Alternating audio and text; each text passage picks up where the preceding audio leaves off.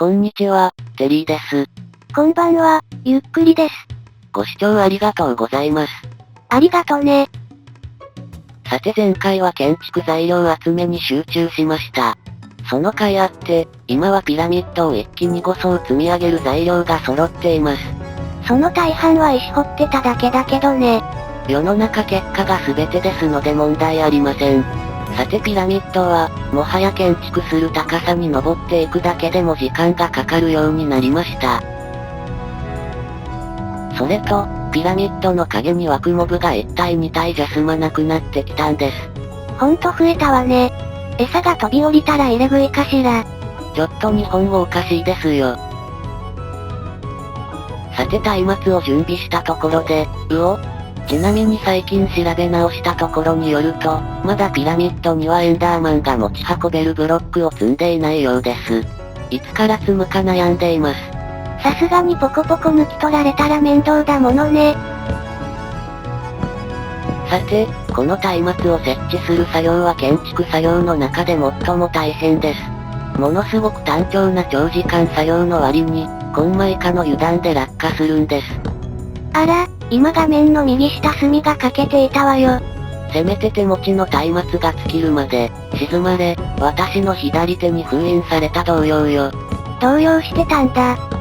よし乗り切った。うまい具合にここで再発してくれました。で、収録データによると松明の残り数が16本の時にも表示かけが発生していたし、ジャンクの境目がキーになっているのは間違いないでしょう。謎が解けたようで全然解けていないけどね。さてようやく松明1周設置完了です。この1周で30分かかりました。そういえば前は一辺ごとに作業を分けていたのに気が変わったの？やっぱり往復の時間が惜しいので頑張りました。さてここからは多くの葉を積んでいきます。ちなみにこの後の建築計画はこんな感じになっています。ここまでは以前から変わってないわね。さてサクサクと積んできたところで、最近この第2和みポイントが使いにくくなってしまいました。暗すぎてよくわからないわね。ってそんなごく普通にピラミッドの上を歩かないでほしいんですけど、ここは将来のピラミッド防衛に備えて立ち向かうべきでしょう。逃げられってちょっと。昼間なのにその音怖いです。明るくても音で威圧してくるものだったかしら。幸いにしてどこにも現れないようですけど。さて、ブロック1周積むだけならもう15分切っていて楽勝です。ラバたちをリードで繋ぎ直して次の層に取り掛かります。ちなみに砂岩のトンネルですが、もう少しで砂岩を掘るのが終わるところまで来ました。もう砂を積み上げて登っていく必要もないのね。長い付き合いだったので少し寂しい気もしますが、もうじき削り終わります。さて作業中に夜を迎えて10秒眠ったところですが、またエンダーマンがいたわね。ひょっとしてピラミッドの影、予想以上に脇が良くなっているのでしょうか。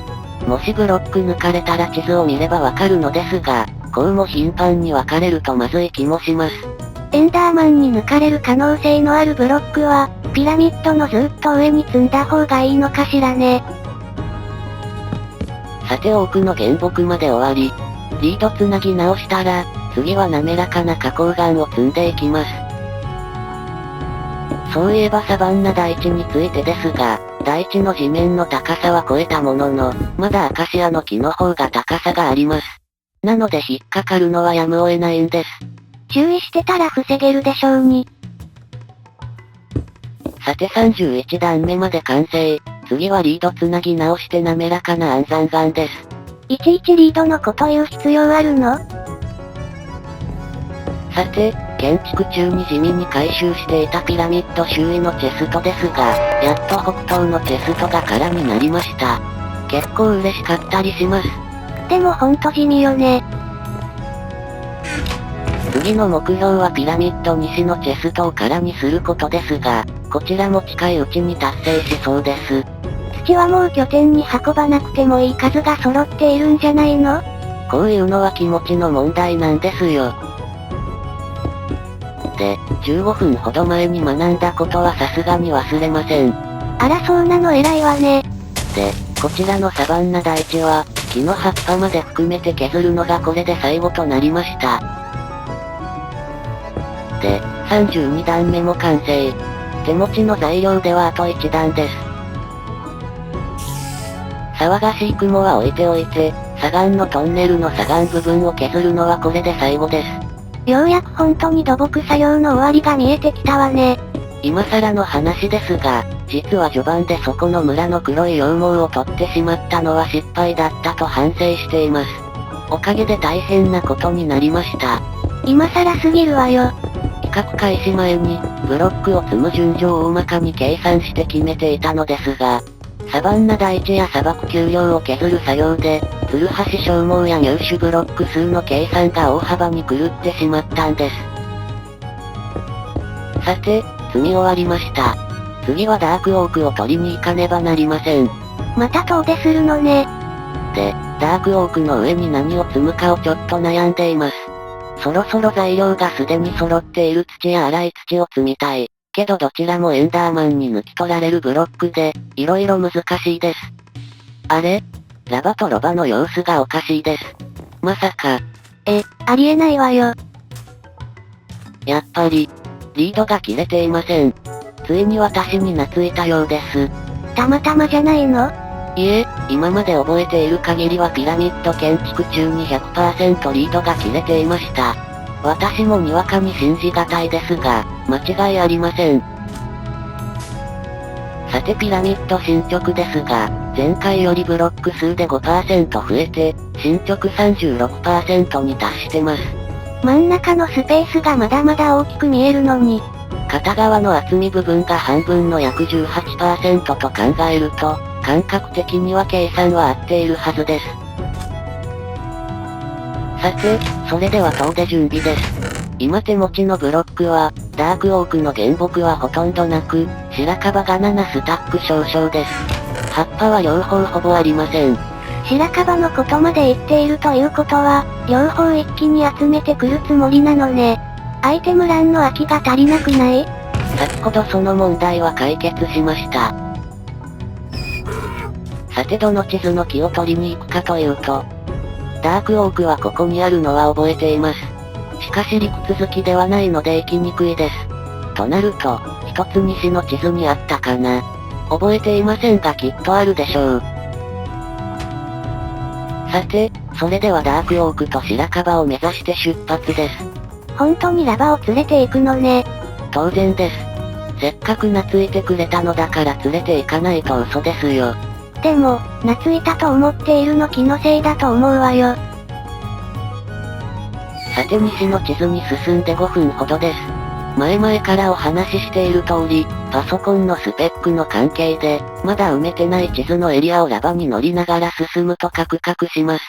ただ、西を経由していくと山岳がありますので、カクカク承知でここから北に突き進んでしまいます。つまり埋めてないエリアを通るわけね。なので前方に見える村は初めて見た村で、こんなところにも村があったのかという感じだったんですが、ここで、驚くべきものを見つけてしまいました。何これ？丸石？どこからどう見ても、上の2箇所がアカシアの原木ではありません。つまりこれは、アカシアの木に、丸石の木を接ぎ木したものと思われます。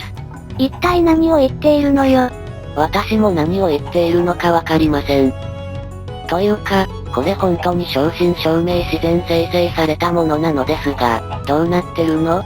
どう考えても村の生成のバグ、じゃなくて仕様よね。どうもマイクラの世界はまだまだ想像を絶する奥深さがあるようです。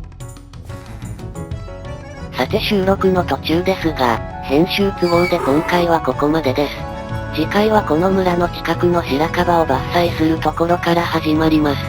ちなみに案の定というかほっとしたというかで、この地図にダークオークはありました。プレイの方はダークオーク伐採完了まで進めています。ひょっとして、後伐採しないとならない木はジャングルだけになってない？そろそろ覚悟を決めないとなりません。では、次回も頑張っていきます。それではまたね。バイバイ。